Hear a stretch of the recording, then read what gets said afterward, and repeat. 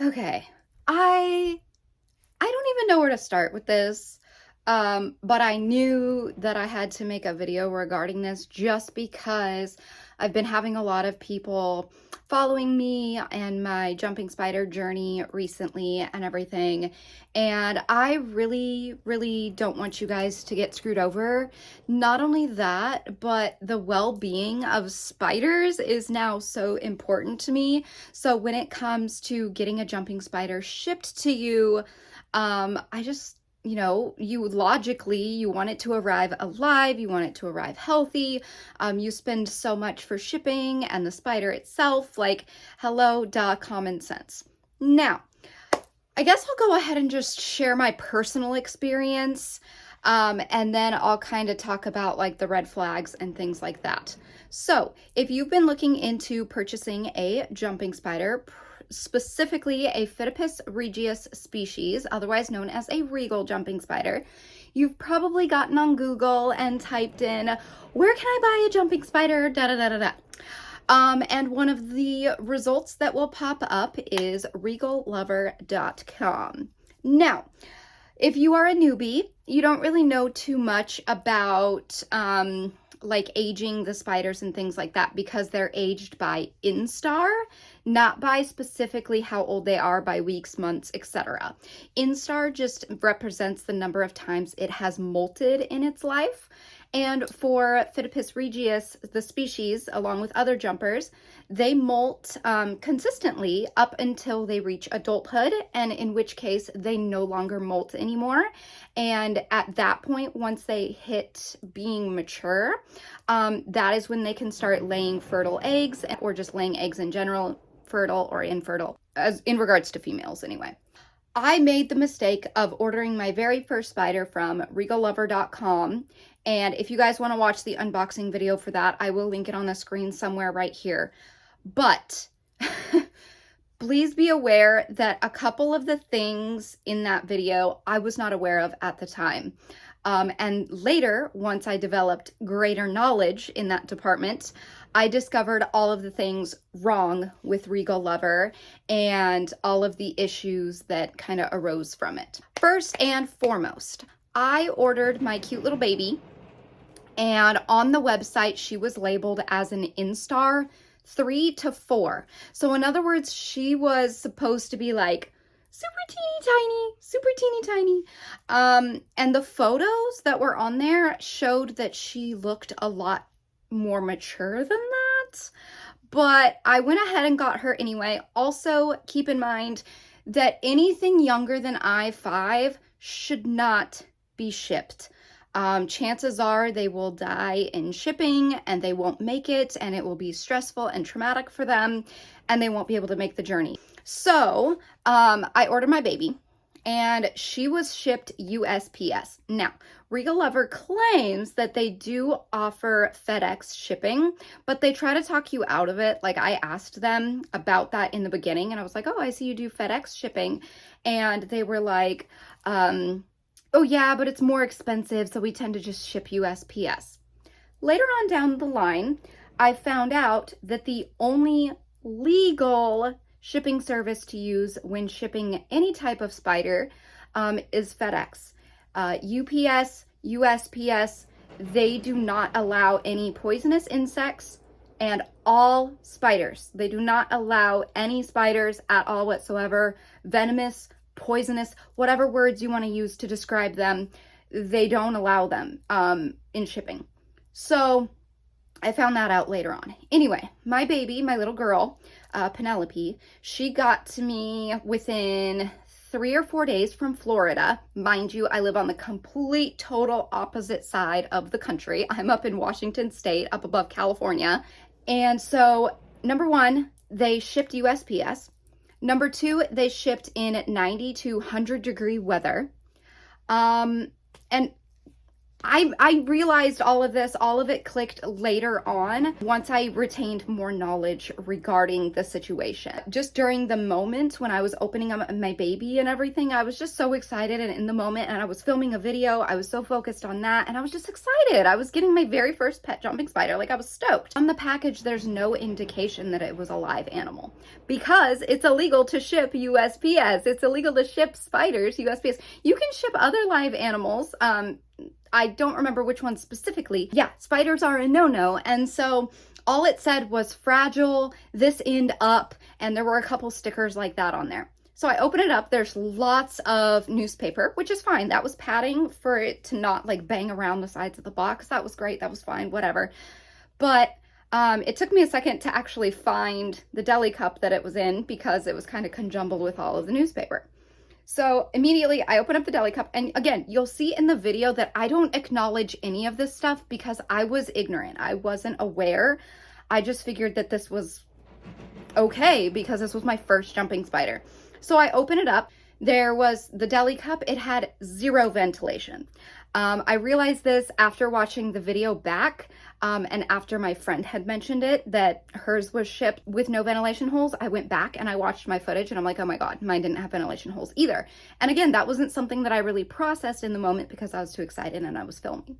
Also in the cup, there were several mealworms, and Penelope had made 2 really thick hammocks in the deli cup as well. She comes out, she's healthy, she looks fine, everything like that. Then that evening, she makes this really thick hammock. And so I messaged Regallover the next day. I emailed them and I said, hey, she's made a really thick hammock. Is there any chance that she could be, you know, starting to molt? Is there any chance that she could be going into a pre-molt right now? When was the last time she molted, etc.? They refuse to give me a date of her last molt. Hey, if you guys want receipts on this, just send me a DM on Instagram or something. I'm more than happy to send the screenshots of the emails. I don't care. I'm just filming this on my phone right now, so I can't really edit them in so much. But so I was like, hey, can you give me a date on when she last molt? When did she last molt? Is it too soon for her to molt again? Oh, she's just making a home. That's what they do. No worries. And I'm like, okay, because she hasn't come out in a long time. And like, I'm worried. You know, I'm worried. I'm paranoid as a first-time spider mom. Like, I want the best for my baby and I want to make sure she's okay. Like, it was a treacherous journey for her. And so I didn't want to bug her, but at the same time, like, I was scared. I was nervous. So they're like, oh no, it's okay. Just leave her alone. And then I was like, okay, well, trusting my instincts, like I was 99.9% sure she was molting. Because when I got her, she was super plump. Like, she was really chunky. I think she ate like all the mealworms that were in her deli cup. Speaking of the mealworms, by the way, again, I found this out later on, but it's actually very dangerous to ship live mealworms with jumping spiders, because when the jumping spider is sleeping or in pre-molt or whatever during the shipping process, the mealworm can actually bite the spider and injure it as well as potentially kill it. So, red flag again. Anyway, so she had eaten all of her mealworms. So I was glad that she ate on the way here, but at the same time, I was, nervous. So she went into her hammock, and so I messaged them, and I knew by doing all the research that I had done prior that you're supposed to keep it super like extra humid in their enclosure when they're going into pre-molt and when they're going to molt and when they're actually molting, because jumping spiders can have a mismolt, which they can lose limbs or potentially even die if they don't molt properly. And you can kind of think of the misting, keeping the humidity up as like a lubricant, and it kind of just helps them shed that exoskeleton, because that's essentially what they're doing. They're shedding their old body just like a snake would, and they're just coming out fresh. And so I knew this, and so that's what I immediately started doing. And so I emailed them and was like, hey, okay, I'm 90% sure she's going into molting. I just did this, and this. I'm misting. I'm keeping an eye on it, but I'm not bugging her, etc.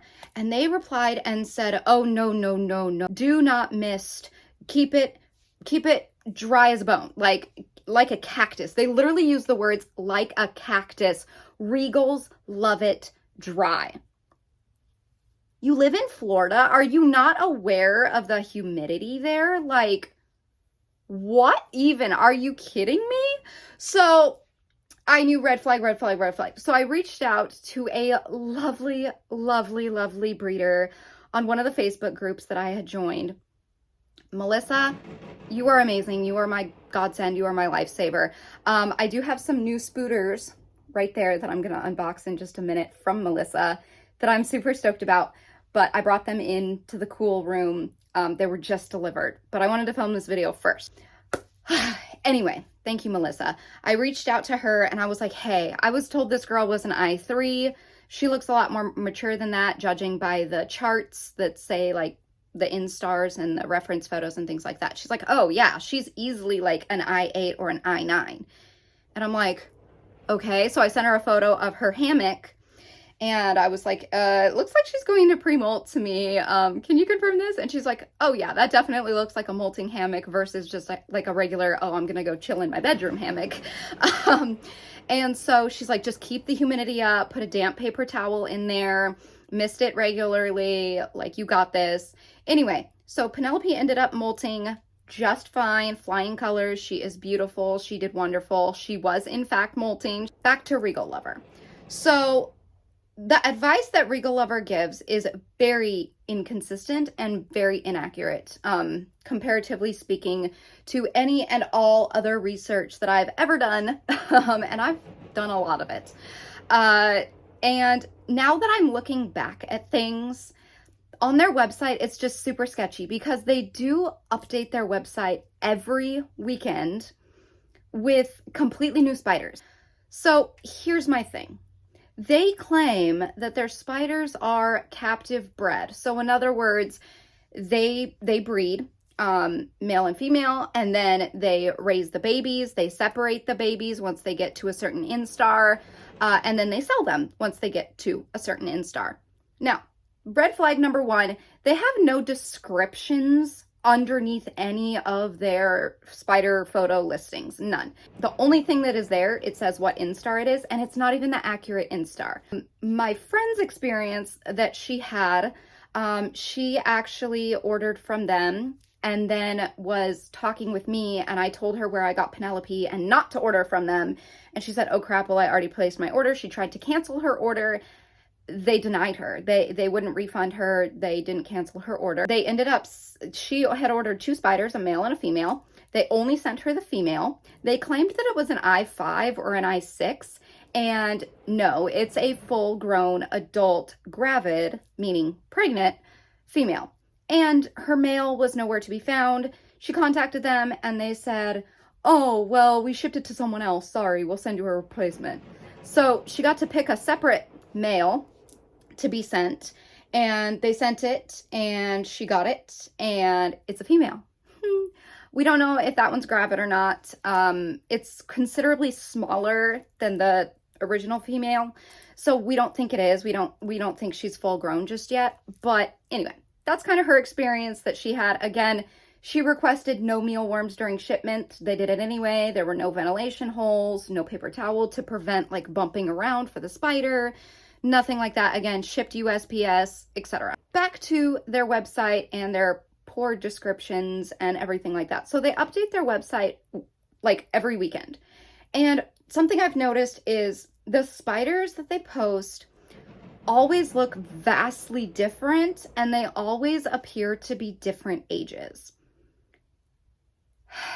If these spiders were actually the ages that the descriptions say that they are, I5, I6, etc., those spiders would be sold ASAP, usually, because everybody's looking for regals and everything.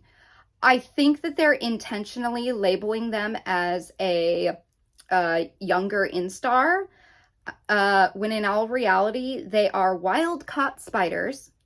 Definitely, I stand behind this 1000%. They are wild-caught spiders.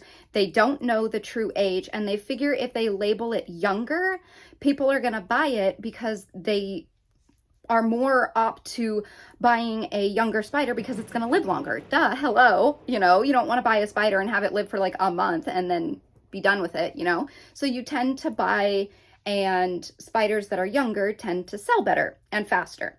So I can confidently say I 1000% believe that Regallover is just going out and about during their week, collecting all these wild caught spiders, slapping some fake assuming in-star numbers on them, misgendering them, and then selling them on their website. Also, red flag, they have an eBay account. They don't actually sell spiders on there, but the reviews that are on their eBay account, I know some people have kind of like questioned this, is, oh, well, they have an eBay account and all of their reviews are super positive. Yeah, because someone opened their package, they got a cute spider, and it was alive. They didn't really read into things or have the knowledge going into it of what to look for and what to know what's right and wrong. I didn't. I had no idea. And I was one of those newbies that they preyed upon and that they took advantage of in that way. Dear goodness, do not. Okay, this is your fair warning. And I know that there are people out there who have been warned and they just buy from them anyway. They're like, oh, well, how bad could it really be? Let me just buy one anyway. And then their spider shows up dead. No, do not do it. If there's somewhere to report this business, please let me know in the comments down below. Please do not ever order from regallover.com. And if you have ordered from them, please let me know your experience in the comments because I would love to hear it. Everybody that I've actually talked to who have ordered from them have had very traumatic experiences. Luckily, my girl was safe and healthy, but just the shipping protocols that they go by and knowing what I know now, never again. I don't care if their spiders are cute on their website. I don't care if they're constantly in stock. Absolutely not. Join a Facebook group. I'll go ahead and link a couple of my favorite ones down below. Join the Facebook groups and discover some breeders there because you're going to get more one-on-one help, more respect, accurate information, and healthy captive bred spiders. So anyway, that is my 2 cents. I'm going to leave it at that. This is a long video as it is. I got some spooters to go open. So I'm going to go film that. And I'll post that video soon if it's not up already. But I am also going to post this video to all the Facebook groups. So if you click on it, if you've clicked on it and you are seeing it and you clicked on it from one of the Facebook groups, hi, heed this warning. Please do not order any jumping spiders, whether it is your first or your 30th. Do not order jumping spiders from regallover.com. PSA.